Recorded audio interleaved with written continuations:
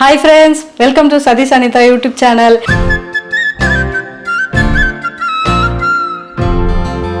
இன்னைக்கு வந்து lunch preparation தான் பார்க்க போறோம். மதியம் ஸ்கூல் இருக்குது, பசங்க அதனால வீட்ல லஞ்ச் சாப்பிட்டுட்டு ஸ்கூலுக்கு கிளம்ப போறாங்க. சண்டே வந்து மட்டன் பிரியாணி பண்ணியிருந்தோம். ஆனா அதுல ஒரே ஒரு டிசப்பாயின்மெண்ட் என்ன அப்படின்னா, எங்களுக்கு வந்து பீஸ் ரெண்டு தான் கிடைச்சதா. அதனால கார்த்தி வந்து எனக்கு சண்டே நான்வெஜ் சாப்பிட்ட மாதிரியே இல்லம்மா, இன்னைக்கு ஏதாவது செஞ்சு கொடுமா அப்படின்னு சொன்னா. எறா தான் கிடைச்சது. இப்போ எறா வாங்கிட்டு வந்திருக்கோம். இன்னைக்கு லஞ்ச் ப்ரிப்பரேஷனை எறாவை வச்சு அடி தூள் அமர்க்கலமான லஞ்ச் ப்ரிப்பரேஷனை வந்து நம்ம பார்க்க போறோம் ஃப்ரெண்ட்ஸ். வாங்க வீடியோக்குள்ள போலாம்.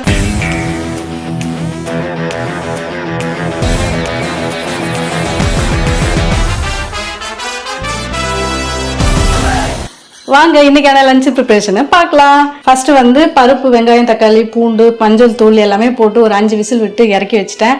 அவனுக்கு பிடிச்ச மாதிரி இன்னைக்கு சாம்பார் வைக்க போறேன். சைட் டிஷ்ஷுக்கு தான் வந்து நம்ம எறா செய்ய போறோம். அது 2 டிஃப்ரெண்டான டைப்ல வந்து செய்ய போறோம். அதுக்காக தேவையான வெங்காயம் கட் பண்ணி வச்சிருக்கேன். அப்புறம் வந்து ஃபர்ஸ்ட் எறாவை நல்லா கிளீன் பண்ணி வச்சிருக்கேன். அப்புறமா வந்து தேவையான இஞ்சி, பூண்டு, தக்காளி, நல்லா ஃப்ரெஷ்ஷாக கருவேப்பிலையை வந்து வாஷ் பண்ணி வச்சுருக்கேன். அப்புறம் இந்த பாத்திரத்தில் வந்து 2 உருளைக்கிழங்கு இருக்குது. பசங்களுக்கு பிடிச்ச மாதிரி உருளைக்கிழங்கு சாம்பார் தான் செய்ய போகிறோம். இப்போ ஃபர்ஸ்ட் வந்து உருளைக்கிழங்கு கட் பண்ணிக்கிறேன்.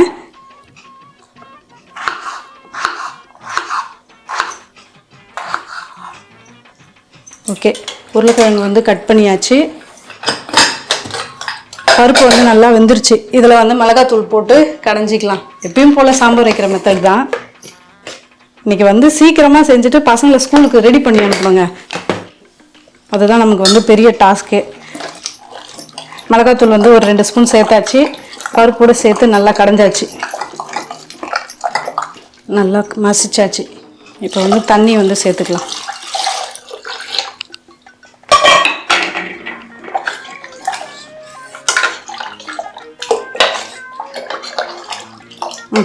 அவ்வளோதான். வாங்க என்னோட ஸ்டைலில் உருளைக்கிழங்கு சாம்பார் எப்படி செய்யலான்னு பார்க்கலாமா? 4 பூண்டு மட்டும் தோலோடு நசுக்கியிருக்கேன். கூடவே கொஞ்சம் வெங்காயம் கட் பண்ணி வச்சிருக்கிற உருளைக்கிழங்கு சேர்த்துடலாம்.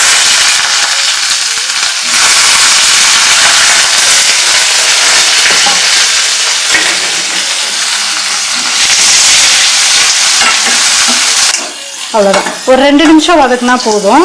இப்போ இதை வந்து கொதிக்கிற பருப்பு தண்ணியில் சேர்த்துடலாம்.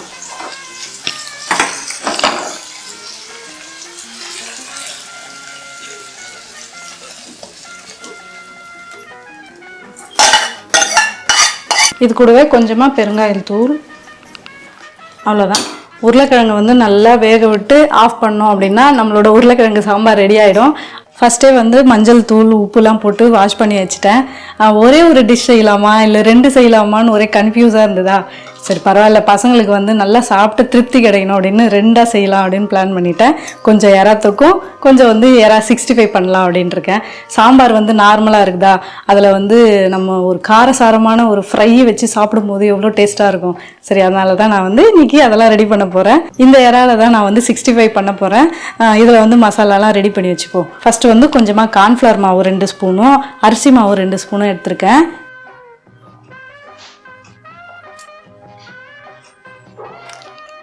ரெண்டையும் சேர்த்தாச்சு. சால்ட் தேவையான அளவு, மிளகாத்தூள் 1 ஸ்பூன், மஞ்சள் தூள் 1 ஸ்பூன், வாசனைக்காக கரம் மசாலா 1 ஸ்பூன். இதெல்லாம் நல்லா மிக்ஸ் பண்ணிக்கலாம். கொஞ்சமாக தண்ணி சேர்த்துக்கணும். நிறைய தண்ணி சேர்த்துட்டோம்னா பஜ்ஜி மாவு மாதிரி ஆகிடும். அவ்வளோதாங்க. எறா 65க்கு வந்து மசாலாவை நல்லா மிக்ஸ் பண்ணியாச்சு. இது ஒரு 5 நிமிஷம் ஊறினாவே போதும். உப்பு காரம் எல்லாமே வந்து எறால இறங்கிடும். அடுத்து என்னோட ஸ்டைலில் ரொம்ப சிம்பிளாக எறா கிரேவி எப்படி செய்ய போகிறோம் தான் பார்க்க போகிறேன். அதுக்கான மிக்ஸிங்கை பண்ணிக்கலாம். நான் ஏற்கனவே எடுத்து வச்சுருக்கேன். கொஞ்சமாக இஞ்சி, பூண்டு, தக்காளி இதை வந்து பேஸ்ட்டாக அரைச்சிக்கணும். அரைச்சி நம்ம கிரேவி செய்யும்போது தான் டேஸ்ட்டு சூப்பராக இருக்கும். நீங்களும் இதே மாதிரி ட்ரை பண்ணி பாருங்கள். கொஞ்சமாக இஞ்சியும் பூண்டும் சேர்த்துக்கலாம். தக்காளி 3 தக்காளி சேர்த்துக்கலாம். நம்மளோட எறா கிரேவிக்கு தேவையான பேஸ்ட் வந்து ரெடி ஆகிடுச்சு. இப்போ கிரேவியை செய்ய ஆரம்பிச்சிடலாம். ஏற்கனவே வறுக்கிறதுக்காக எறாவை மிக்ஸ் பண்ணி வச்சுருந்தோம் இல்லையா, அதில் இஞ்சி பூண்டு பேஸ்ட் வந்து மிஸ்ஸிங்காக இருந்தது. அதனால் இப்போ இந்த பேஸ்ட் அரைச்சிருக்கோம்ல அதை கொஞ்சமாக சேர்த்துக்கினேன். இது கூட வந்து தக்காளி சேர்த்து அரைச்சிருக்கிறதுனால டேஸ்ட் வந்து சூப்பராக இருக்கும். நம்ம வந்து லெமன் ஜூஸ் தனியாக புழிய வேண்டிய அவசியமே இல்லை. ஓகே, நம்ம வந்து எறா கிரேவி செய்ய ஆரம்பிச்சிருவோம்.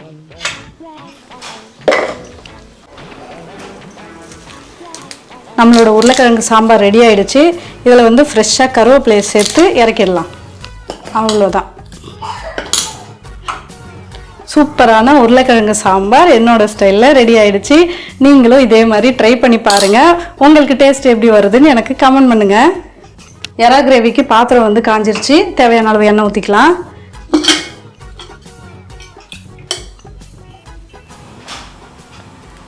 எண்ணெய் காஞ்சதும் 1 ஸ்பூன் சோம்பு, கட் பண்ணி வச்சுருக்கிற வெங்காயம், கொஞ்சமாக கருவேப்பிலை, அவ்வளோதான். வெங்காயம் நல்லா வதங்கணும். வெங்காயம் நல்லா வதங்கிருச்சு. நம்ம ஏற்கனவே அரைச்சி வச்சுருக்கோம்ல தக்காளி, இஞ்சி பூண்டு பேஸ்ட், அதை சேர்த்துடலாம்.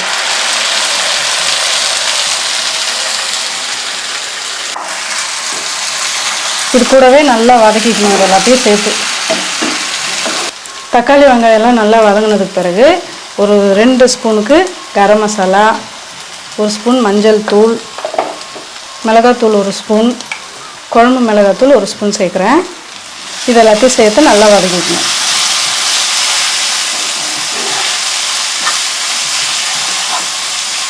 அவ்வளோதான், நம்ம சேர்த்த மசாலா எல்லாமே பச்சை வாசனை போகிற அளவுக்கு நல்லா வதங்கிடுச்சு. இப்போ எறா சேர்த்துடலாம். தண்ணி ஊற்றினையா? இல்லை, அதுலேருந்து தண்ணி வந்துருக்கு.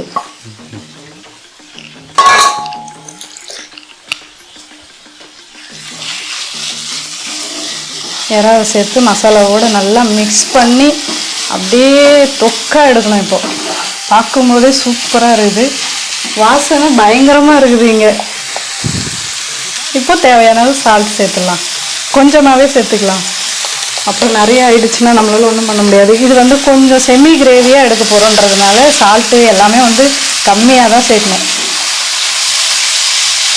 நல்லா மிக்ஸ் பண்ணிவிட்டு கொஞ்சமாக தண்ணி சேர்க்கலாம்.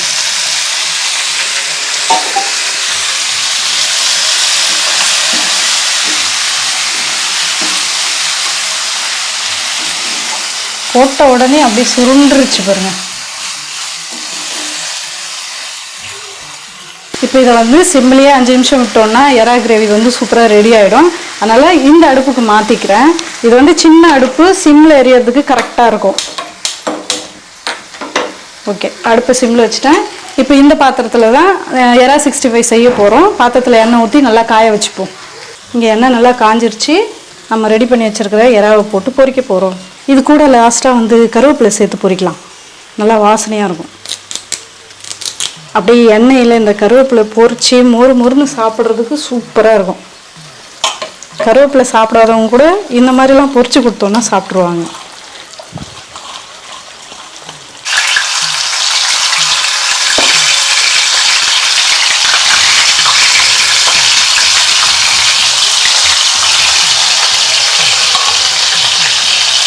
சத்தமே பயங்கரமாக இருக்குது. இன்றைக்கி 1/2 கிலோ எறா வாங்கி வந்து 2 டிஷ்ஷு செஞ்சு செம்ம தூளாக லஞ்சு சாப்பிட போகிறோம் நாங்கள்.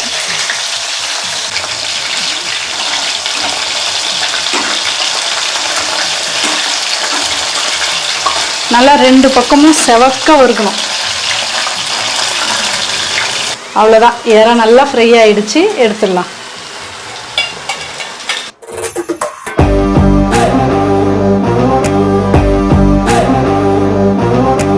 இதே மாதிரி தான் மீதி இருக்கிற எறாவும் சேர்த்து பொரிக்கணும்.